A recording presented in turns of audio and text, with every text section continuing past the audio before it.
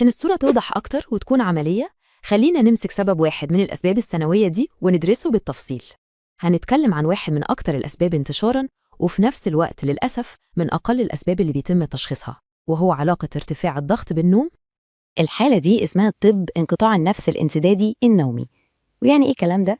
ببساطة شديدة، ده اضطراب بيحصل وقت النوم بيخلي التنفس يقف ويرجع، يقف ويرجع بشكل متكرر طول الليل.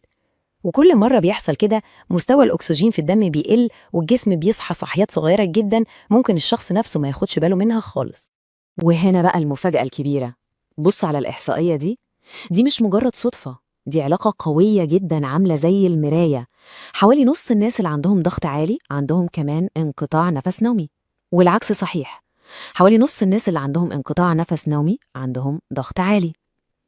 الرابط بينهم قوي لدرجة تخلينا نقول إنهم تقريبا وجهين لعملة واحدة.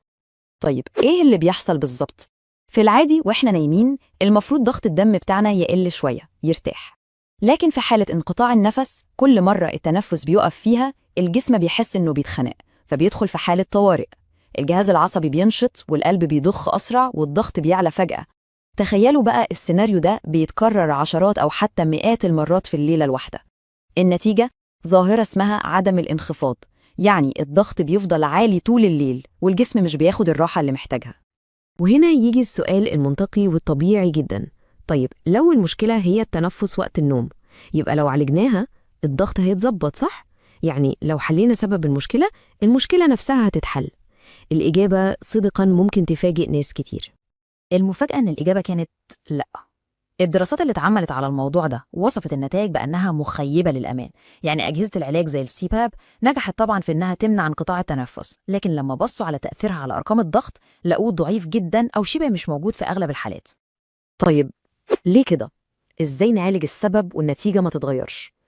السبب بيرجعنا لفكرة البازل اللي قلناها في الأول. انقطاع النفس النومي ده قطعة مهمة قوي من البازل، بس مش هي البازل كله. غالباً الشخص اللي عنده المشكلة دي بيكون عنده مشاكل تانية برضو بتساهم في ارتفاع الضغط، زي السمنة مثلاً أو لخبطة في الهرمونات. فلو صلحنا قطعة واحدة وسيبنا الباقي الصورة الكبيرة